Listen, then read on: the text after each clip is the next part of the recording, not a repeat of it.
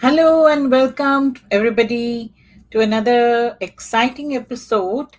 And I want to bring my favorite guest to come and talk to you about those amazing schemes that she always brings.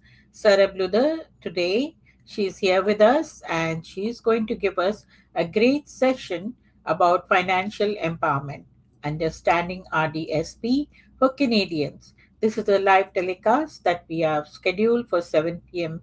And today, being March 26th, we thought it will be amazing to meet and talk to her. Let me bring her in the studio here with us. And we have Sarab Luda. Welcome, Sarab. How are you? Thank you, Malika. Thank you so much. And I love your energy. You're always excited to talk more about how we can create some awareness. Thank you so much for getting me on the live YouTube with you. Thank you. And I know people have been waiting for us because this time, Sarah, we had a little break. We thought of giving everybody a little break. And we came back with some good questions which came from most of our viewers and followers who are watching us. So I'm encouraging everyone to please do write in your comments. We will bring it in front and you can connect with Sarab and also ask those questions via email or via this program. So I have the questions that you have that were shared earlier by some of our viewers. I will bring them in forward. Okay, 1 second. So I am just going to take off the ticker because we want our viewers to read also. So what is an RDSP and who is eligible to open one in Canada? This is one of the questions that has come from our viewers. You can also, one more request has come that you can speak in English as well as in Punjabi and Hindi for our viewers. So we have all amazing amount of diversity being in GTA Mississauga. So, what is RDSP and who is eligible to open one in Canada? So, first of all, let's talk about whenever we talk about any plan like RRSP, RESP, RDSP, these all are registered plans. That means there are some criteria that has to be met, and these are funded by the government. So, when we talk about RDSP, it's a registered disability savings plan. So, this is for people who are qualified for DTC, Disability Tax Credit. This plan was opened keeping in mind that all disabilities they do not end in early deaths or something. So there are some disabilities that does not they do change your life styles, but it does not necessarily mean that they'll shorten your lifespan. When we talk about so then that's why the government came up with this plan where government, just like in RESP, government matches 20% of your contribution. So for example, if somebody is investing $100 a month in their education savings plan, irrespective of their income criteria, the government will invest 20%, which is $20 every month, into the as a grant into the plan for their child.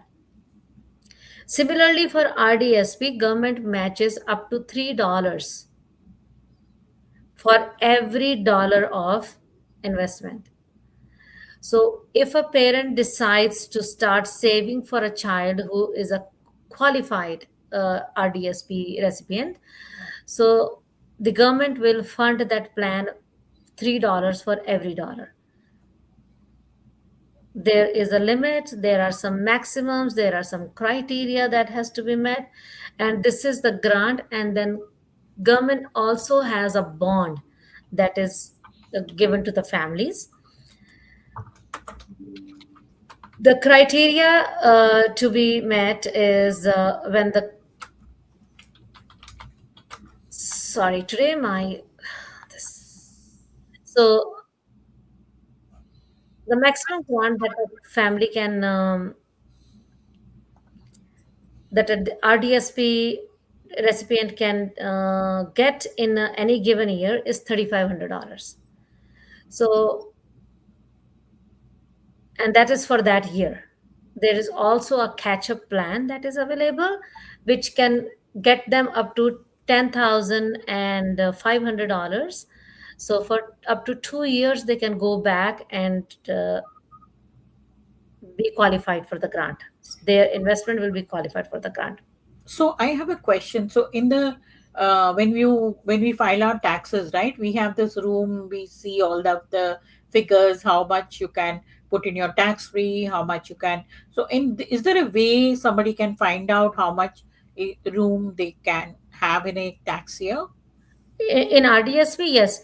So first of all, if somebody is qualified for a DTC, they will get a letter from the government that you are you're qualified for DTC, that is disability tax credit, and the person on whose behalf you are claiming DTC is eligible for RDSP. So the beautiful part is RDSP was not offered by life insurance companies. So that's why today we are talking about more about it, because one of the life insurance companies, very major companies, big players, Empire Life, they have now introduced RDSP into segregated funds, which gives us more peace of mind. So there will be a way when you go into, if you are already a DTC qualified, you have received the letter that the person, a disabled person in the family can qualify for RDSP, only then we can open the plan. So we need, that is a mandatory criteria. It is, there are some disabilities, but they might not qualify for DTC. They might not qualify for RDSP. So we have to file, and the criteria has to be fulfilled before we talk about opening a registered disability savings plan. Okay, great. Good information. Thank you for sharing all those comments. And I hope people who are viewing us are making those notes. This is a recorded program also. We will be sharing this through YouTube. You can watch it live as well. And as I mentioned before, you can put in your comments and questions, and we can post it here as well. Now, I would like to go to the next question that has come from our viewers. What are the main government incentives available within an hour? I think you covered a little bit about that in RDSP, and how can families maximize their Canadian disability saving grant and bond over time? So, yes, we know the limits in a year, but over a time, is there a capping that you cannot use like our Costco rewards, right? We have to use it within the year. So, is there a capping that over a time, 5 years, 10 years, they can use it or not? Yes, there is like when you can withdraw. So we have to first understand why these RDSPs are first put in place. So they are not for current situations, they are for long term use. So when we talk about long term use, but irrespective, you can always withdraw. So withdrawal will have repercussions as per the set law. So if you withdraw before the 10 years since you received the grant, so for example, if you received the last grant in 2001, 2015, so you can withdraw in 2026. So after 10 years, there will be no clawbacks, there will be no charges. So, but if you withdraw within 10 years of claiming the grant, whatever grant the government has given, that grant will be taken back. But your principal is always there to withdraw, because why they do so, to ensure that people are not misusing. It's a lot of growth. So in any regular investment, if we put $100, our $100 will not go to $400, because $300 is the grant that government will give. So your 100 is not becoming 400 within a couple of months. So first time it takes about a couple of months to set the grant. So It's not happening. Your $100 is not becoming $400 immediately. So $4,500 for the people who have missed for 2, 3, 4, 5 years, so they can go back to 2 years to claim that. Remember, I said we can have maximum $10,500 available in grant in any given year if there is a room available and if there is a missed RDSP, RDSP payment. So if the client has not contributed to RDSP and they know that they have qualified for it, so they can catch up by contributing to up to current year, going back 1 year, going back 2 years. Okay. So they put $4,500, so they will maximize the grant up to $10,500. Wow. It's also like a saving scheme. I would feel it that way. Like, we can, through your, how you can maximize your contribution. Look at that. That's so. What will so? Let's say sorry, not even $4,500. So less than $1,200 will give you $3,500. So because Wow. for every $100, the client will get $300, right? So let's go for calculation's sake. If you want, I can run the exact numbers. But let's say for calculation's sake, the client put for 2024, 2025, and for 2026. For all 3 years, he wants to claim all the grant that has been missed. So the client puts 1200, 1100 something for 2024, 1100 something for 2025, and 1100 something for 2026. So they have put approximately 34 to $3,500, and now they are going to get $10,500 in the grant. We are not even talking about Mm-hmm.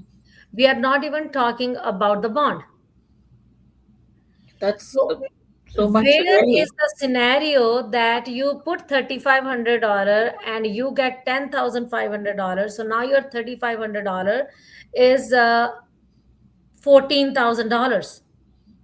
So just so that people do not scam, for the lack of better words, people do not misuse this opportunity that is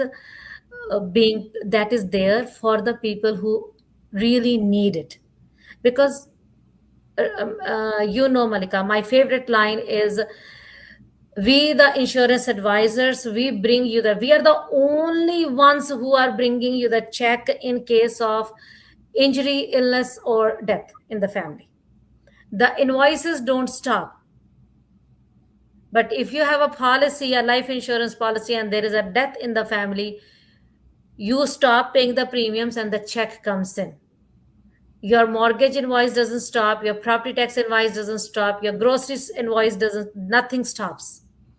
The There's one thing that is, you are sure that you will get the check if your policy had been placed properly.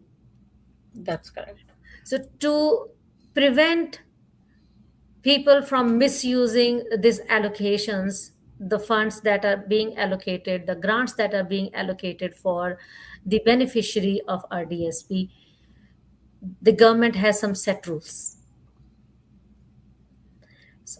The contribution date is the year when the 31st December of the year that the RDSP recipient turns 49 years of age. Okay. So Actually, till you that, are coming into the next question as we are speaking. So I will put the next question because these have come from our viewers. And they said, who can contribute on to an RDSP? And are there limits on how much can be contributed? so any individual for whom there is a disability tax credit qualifier and they are under the age of 49, so the person who is disabled is under the age of 49, they will automatically get a letter from the government that you qualify for an RDSP. They also get the letter stating that how much grant or how much bond will be available to them. And as I mentioned earlier, because this is a program that is associated with the government, so it is associated with your taxes also, your notice of assessment. So all your information is there. So they will send you all the details. All you have to do is you have to find an institute, and you should know what are your withdrawal limits, when you can withdraw, when you can't withdraw. So now the basic question that might come is, okay, sir, we opened an RDSP for a qualified person, and we understand there's a 10-year rule. But what happens if the recipient passes away? At that point, the grant does not go back. But in any other scenario, if the money is withdrawn within the 10 years of your last contribution, when you, not contribution, the last, when your contribution received the grant, so the grant will be reversed to.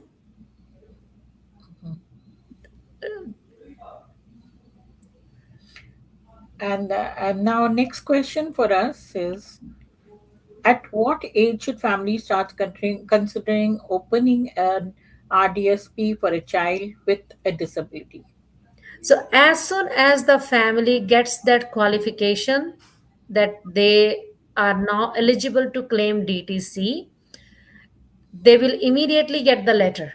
So the day you get the letter, irrespective, you cannot put $100. Can you put $10, $25, $30, or one time $100? You should immediately start.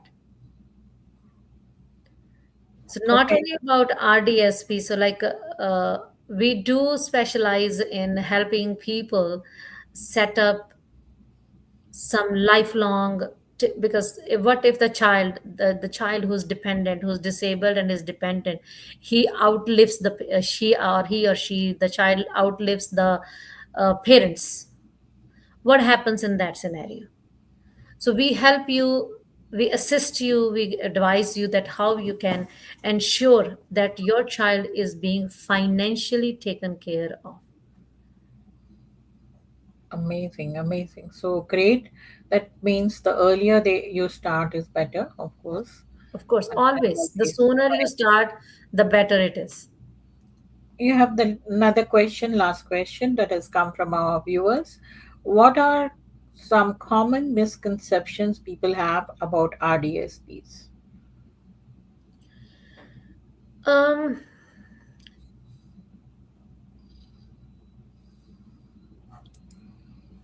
the most common misconception that I have come across is, oh, my child is disabled, he doesn't need the money. And then the half knowledge, or maybe not knowing anything how to withdraw the funds, how to access those funds, what are the terms and conditions of accessing those funds. So I was reading another day that a parent is quite frustrated when they wanted to withdraw funds from the RDSP for the child, and they said, what if they withdraw a dollar, whatever the contribution they withdraw, their principal will come back to them, and the government grant will be gone back to the government. So they were very frustrated. So we do understand the frustration. A 10-year rule, we do understand, but let's also keep this in mind that these funds are not for the use of the parent.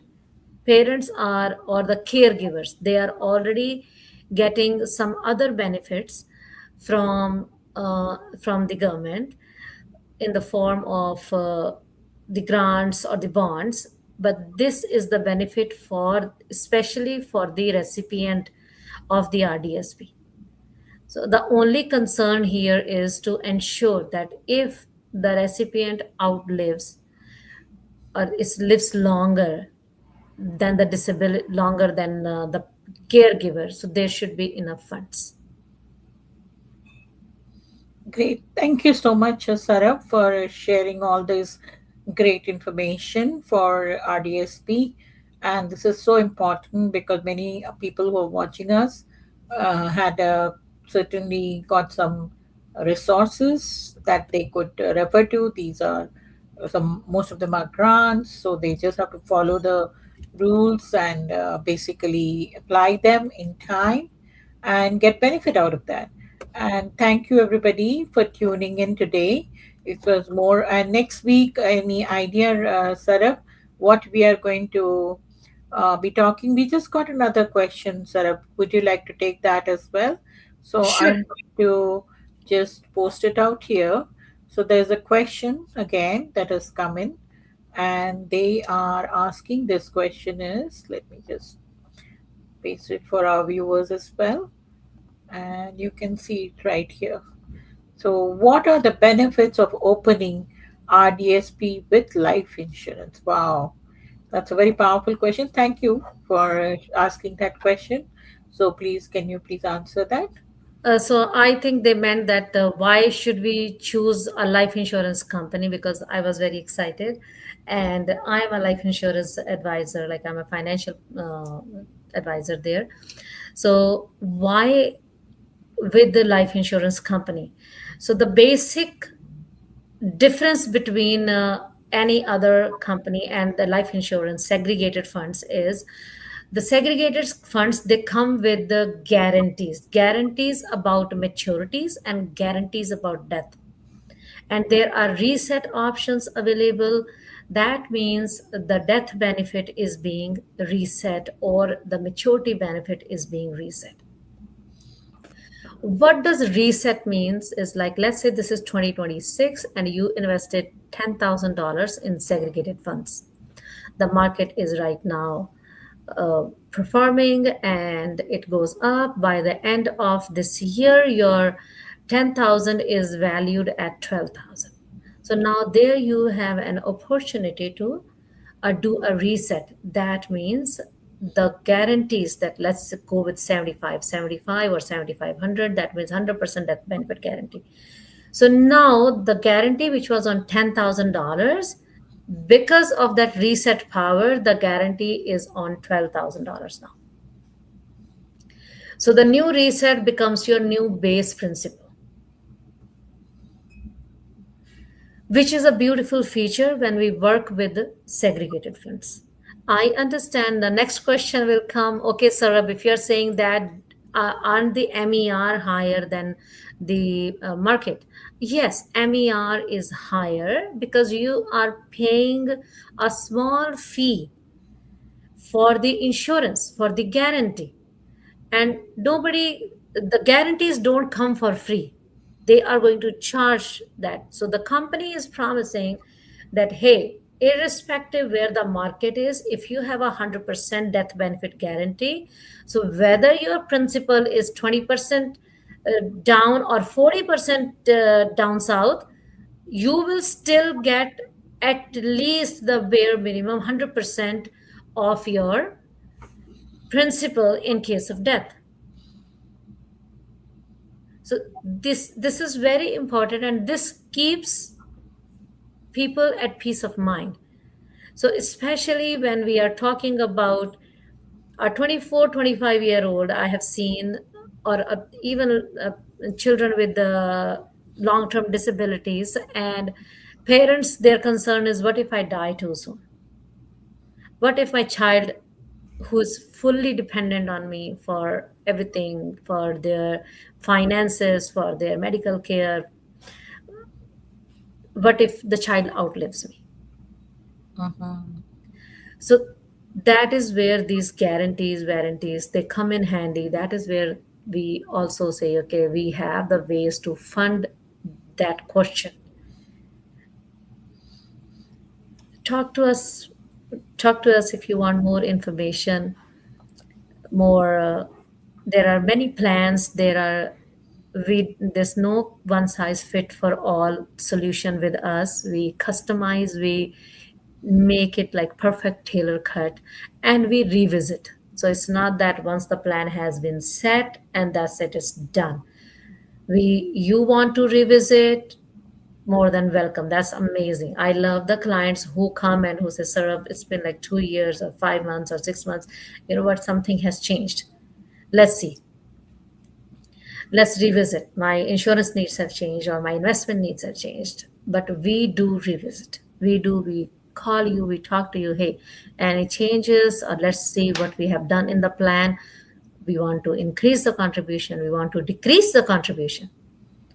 So it's not only talking about more business, it's managing your money, your hard earned money more strategically. Sir, we should give the phone number. So would you like to say it? And I also Four I'll one six four eight one seven nine 879 3039. 3039. So I'm going to also put it in an article so that you can call Sarah, and you do have her email, and that should help you connect. Because I know sometimes I'm one of those persons who likes to call right away. So I put the number right there.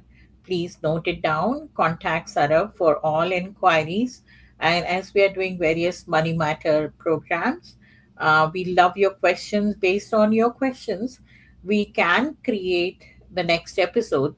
That's why we don't pre plan and make them and stock them, because we like to take ideas from our viewers and also like to speak what's actually going on in the market. Currently, the oil crisis is huge, and everybody's talking about that energy crisis and how it's affecting various industries, jobs, layoffs, and then, of course, how it's affecting the insurance industry and what Sarab is into. So, Sarab, next, I think the auto insurance is also another area. I know you don't do it, but there are might be there. I see a lot of questions there as well, and Okay. then there's also life insurance. More about like how do you plan more? People are asking a lot of questions about life insurance, so maybe we should do something special on life insurance. But I leave that to you. So I'll forward you Sure. all the questions, and Definitely. we'll meet next week again in on Thursday at 7 p.m. Eastern Standard Time. Thank you so much for being here and answering all the queries that have come from our viewers. Thank Thank you. you, Malika. Have an amazing day. Thank you. You too. So that was Sarab, and I hope you really enjoyed her program. And this is an initiative that we're doing with small entrepreneurs who are talking about value in the field. And please keep looking at various programs, events that are happening. But we are also would like to have more feedback. You can always reach us at for Sarab. Of course, I've already shared the email, so I'll do that one more time. So please do contact sarab.luther@gmail.com for all your queries. Thank you and good night.